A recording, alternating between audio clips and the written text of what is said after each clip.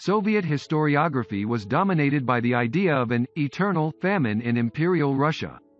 With this lie, the Bolsheviks tried to justify the monstrous famines of the 20s, 30s and 40s, as well as the constant shortage of food throughout the subsequent years of Soviet power.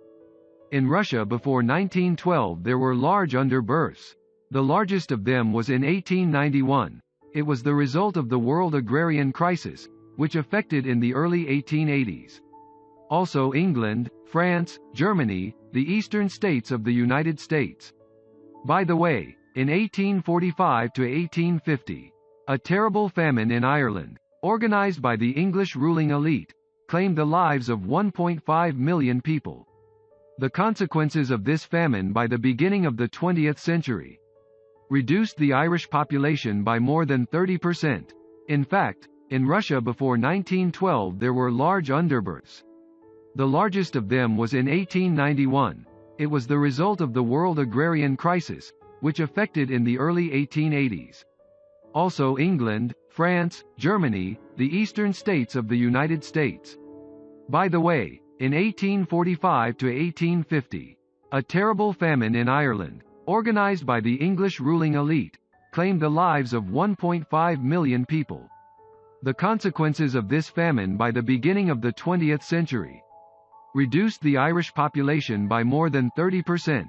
In the summer of 1905, there was a shortage in the Middle Black Earth, Volga and eastern provinces.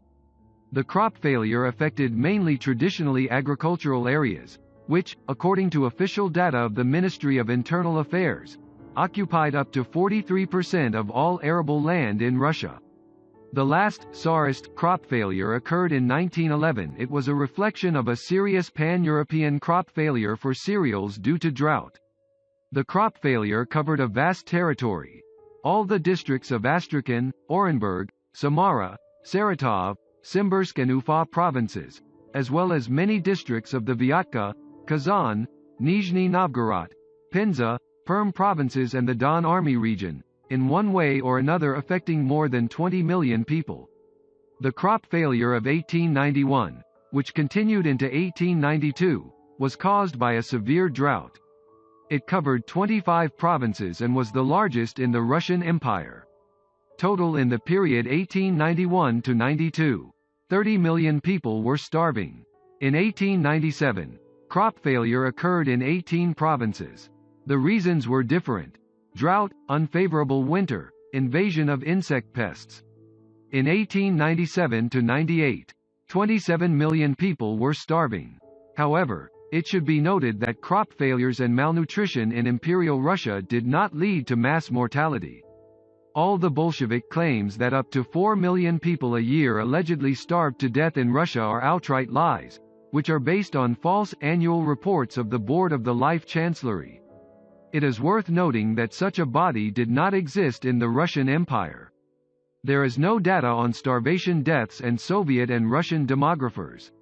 In his research, Rushin argued that between 1890 and 1913, mortality steadily declined, from 36.7 deaths per 1,000 population in 1890 to 27.4 per 1,000 population in 1913. The huge losses from the famine and later research of demographers are not confirmed. In the multi-volume work, The Population of Russia in the 20th Century, it is unequivocally indicated that, in all regions of European Russia by 1913 the population gave a significant increase. The Chernozem region and the Volga region, allegedly constantly mowed down by the famine millionaires, give some of the highest rates of population growth. If we take the famine years, then in 1907 a very high natural population growth, 18.1%, was registered, which was slightly inferior to the supposedly catastrophic ones of 1911, 17%, and 1912, 16.9%. The lowest increase in the first 15 years of the 20th century was recorded in the restless 1905, 13.9%, during the supposedly gigantic famine of 1911-1912. The population grew by more than 3 million people.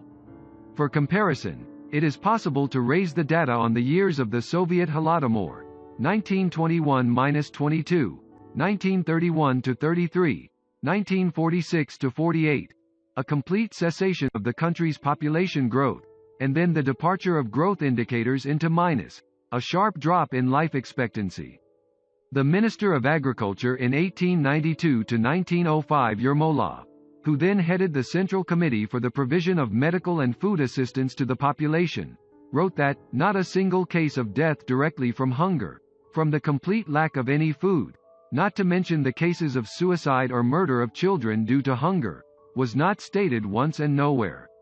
Yermolov noted that population growth in 1906–07 was observed everywhere, and in some provinces, Oryol, Tambov, Ufa, even surpassed the growth over the previous year. Thus, the only conclusion can be drawn. After the famine of 1891–92, which was accompanied by an acute cholera epidemic, not a single shortage in the Russian Empire led to starvation deaths. It should be noted that the imperial government made great efforts to combat the consequences of crop failures.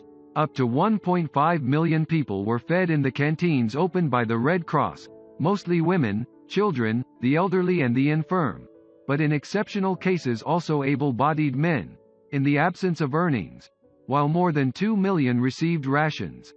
The guardianship of houses of diligence and workhouses, created on the initiative of Empress Alexandra Fyodorovna, began to operate. Among private benefactors, the Bessarabian landowner Purishkovich especially distinguished himself. Thanks to his ebullient activity, about 20 canteens were opened with the collected donations and thereby saved hundreds of people from starvation. By the way, thanks to this, it was noticed and appreciated in St. Petersburg. Wherever there was famine, feeding stations were opened for children, women and the incapable of working, each of which ate up to 1,000 people. According to observers, the food campaign of 1906–1907 was carried out by the food unit of the Ministry of Internal Affairs with such success that under given conditions and under the existing law only was possible. The death of horses caused by the lack of fodder was compensated by the purchase of horses of local breeds from the steppe inhabitants, as the most hardy, and their supply on preferential terms to the beginning of field work. The supply of fodder to needy farms was carried out on a loan basis, with payment for 3 to 5 years. In 1898, 7 million rubles were spent on these needs. In 1897, loans worth 5.4 million rubles were released from the General Imperial Capital. In 1898 to 35.2 million.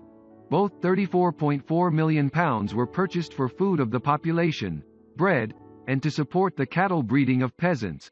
Public works were organized. In particular, the transportation by peasants of bread purchased by the government for starving people to the places. At the same time, charitable organizations actively provided assistance to the starving. One Red Cross, with the assistance of local authorities, opened free canteens and food stations, which issued 270 million meals and rations during the disaster. The Holy Synod introduced a collection in favor of the starving on all Sunday and 12th holidays. Private charity played an increasingly important role. Numerous private trusteeships, local societies, unions, and committees arose. The help of privateers turned out to be a serious help for the state, whose reserves, both imperial and provincial food capitals, were greatly depleted in the shortfall of 1905. The government spent 9 to 12 million to supply fodder in the poor harvest of 1911–12 million, issued loans for food. For example, in Siberia they issued 300 rubles of cow benefits, and 16,000 horses were distributed on preferential terms. Public works for peasants as an experiment decided this time to make the main type of assistance. 42 million rubles were allocated for their conduct, and 84% of the amount went to wages. 222 million portions were given to the starving. Under the guidance of priests and teachers, more than 7,000 canteens were opened at schools in the Volga region alone, where children were given 24 million lunches. In general, the campaign was carried out at a very high level, and it is interesting that the state, both times having complete control over the situation, 1901 and 1911, managed to prevent starvation mortality.